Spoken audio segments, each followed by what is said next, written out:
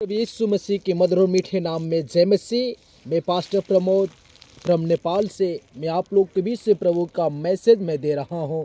प्रभु ने कृपा और अनुग्रह करके आपके बीचों में आने के लिए हमें जो मौका दिया है, सो आइए हम प्रभु के वचनों को पढ़ेंगे। हम देखेंगे प्रभु के वचनों को। मरकुस रचित सुसमाचार उसका 5 अध्याय का हम पढ़ेंगे। उसमें प्रभु का वचन हमें कुछ इस प्रकार से बता रहे हैं। और वे झील के पार गिरासेनियों के देश में पहुंचे, और वह जब नाव पर उतरा तो तुरंत एक मनुष्य जिसमें शुद्ध आत्मा थी कब्रों से निकलकर उसे मिला।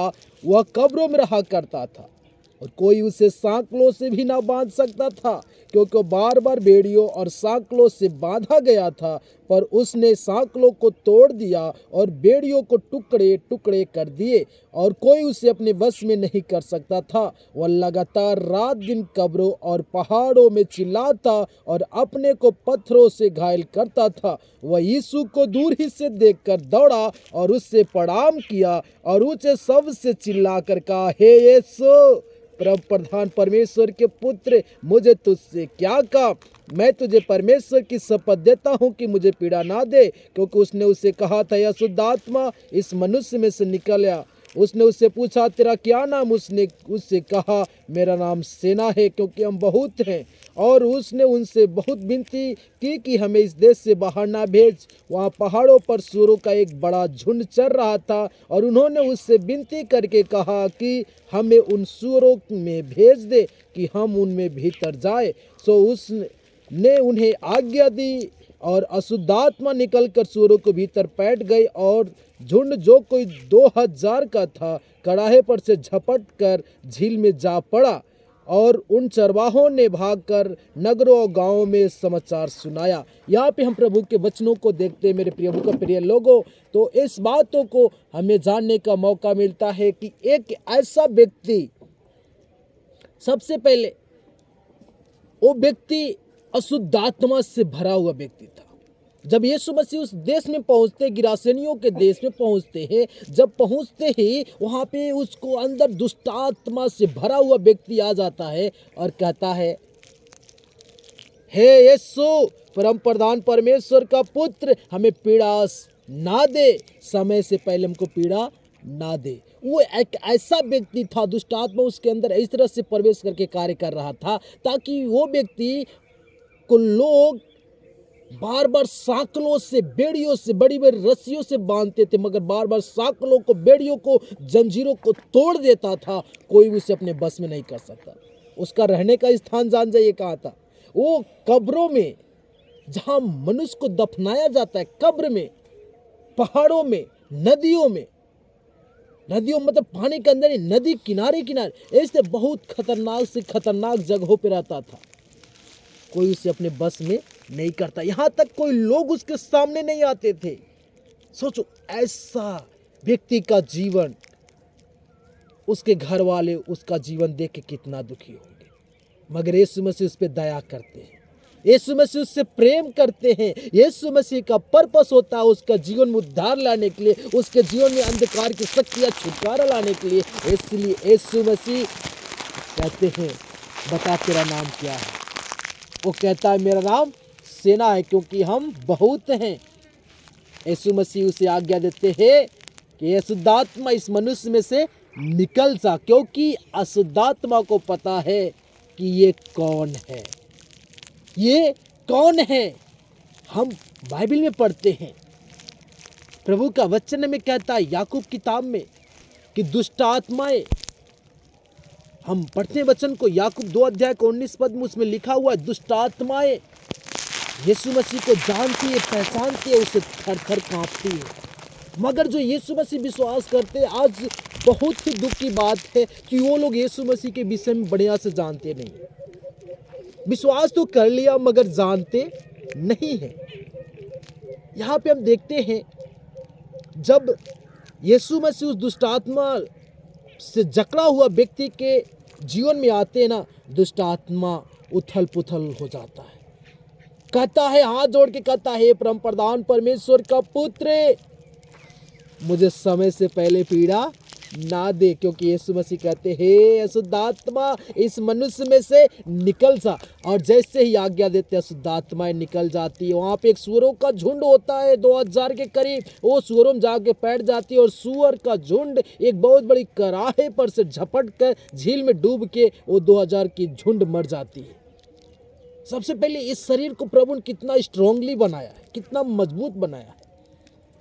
और आगे हम देखते हैं तो प्रभु का वचन कहता है वो दुष्ट आत्मा से व्यक्ति लगा हुआ जब छुटकारा पाता है ना, तो जो सुअरों का चरवाहे थे गांव नगर में जाते हैं तो यीशु मसीह देखने के लिए बहुत बड़ी भीड़ आ जाती है। और जब बड़ी भीड़ आती है तो लोग देखते कहते अरे यही व्यक्ति तो था जो कब्रों में, जंगलों में, नदी किनारे किनारे फिरता था, बार बार साकलों बेड़ियों से बांधा जाता, कोई बस में नहीं कर सकता था, मगर ये तो छुटकारा पा गया है, ये कैसे हो गया। सब लोग आश्चर्यजनक थे। वो यीशु से विनती करने लगते हैं कि मेरे सीमा से आप बाहर चले जाओ। उन लोग को डर होता है कि ये अगर व्यक्ति आ गए हमारे देश में, हमारे राज्य में आ गए तो सारे लोग का जीवन में उथल पुथल हो जाएगा।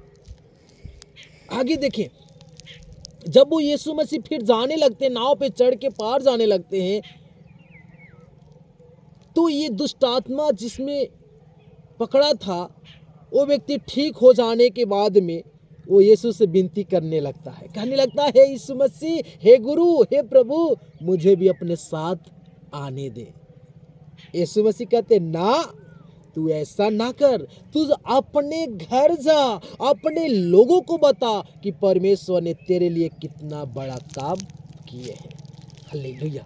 ये हमारे और आपके जीवन में हम जितने विश्वासी भाई बहन प्रभु में आते, उद्धार पाते, चंगाई पाते, छुटकारा पाते हैं, बड़ी बड़ी दुष्टात्मा छुटकारा पाते हैं, बीमारियों चंगाई पाते हैं, मगर उसके पीछे का पर्पस जो यीशु ने कहा है वो हम नहीं कर पाते।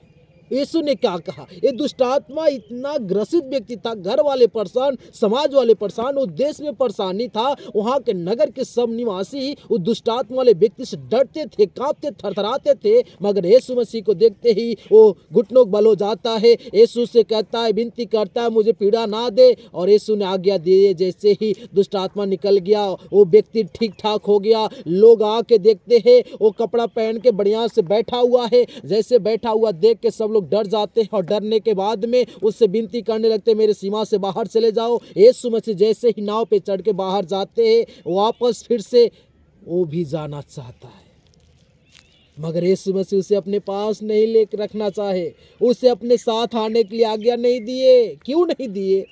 क्योंकि यीशु को पता है इसके नगर वाले कैसे परेशान। भले ही मैं इसके नगर में नहीं जा सकता हूँ, इसके देश में नहीं जा सकता, इसके राज्य में नहीं जा सकता हूँ, मगर ये व्यक्ति अगर जाएगा, अगर ये काम बताएगा कि परमेश्वर ने इस पे दया कर कितना बड़ा काम किया है, तो उस नगर में उद्धार आएगा, उस नगर में ज्योति आएगा, उस नगर में छुटकारा आएगा, दुष्ट आत्मा वाले लोग छुटकारा पाएंगे, बीमार लोग चंगे होंगे। और यीशु ने यही बातें कहा, तो सबसे पहले अपने घर जा, अपने घर जा और अपने लोगों को बता कि परमेश्वर ने तुझ पे दया करके तेरे लिए कितना बड़ा काम किया। आज मेरे प्रिय भाई बहन, जितना लोग मेरे सुनते हैं, मुझे जानते हैं, इस वचन को जितना लोग सुन रहे हैं, उन सब से मेरा निवेदन है, आप अपने नगर जाओ।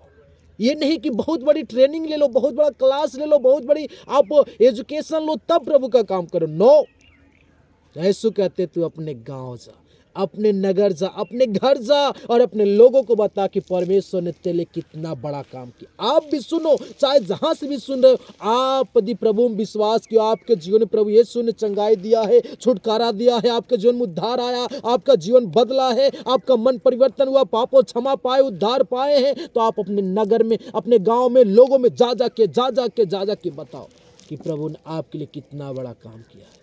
इसलिए मेरे प्रभु का प्रिय लोगों, आप तैयार हो जाओ। आपका प्रभु का काम करने का एक प्रभु ने आज्ञा दिया, प्रभु का इच्छा है, डिजायर है प्रभु का कि आप अपने नगर में जाओ, अपने लोगों को बताओ कि परमेश्वर ने कैसा आपके जीवन में काम किया। जब आप बताओगे, प्रभु का आत्मा आपके साथ में कार्य करेगा और उस नगर, जिस नगर में जाके बताओगे, वो नगर में बहुत बड़ा उद्धार आएगा, बहुत बड़ी शांति आएगा। हालेलुया। सो मेरे प्रिय प्रभु के लोगों, आप अपने नगर में जाइए और लोगों से बताइए कि प्रभु ने आपके जीवन में काम किया। बहुत कुछ जानने की, बहुत कुछ सीखने की बात नहीं, सीखने का तो एक लर्न होना चाहिए, सीखना ज़रूरी है, मगर उसके साथ साथ में आप बस इतना जाने, इतना बताएं कि आपके जीवन में परमेश्वर ने दया करके कितना बड़ा काम किया। ये बात को अपने लोगों में बताइए। धन्यवाद। प्रभु आप सबको आशीष दे। जय मसीह।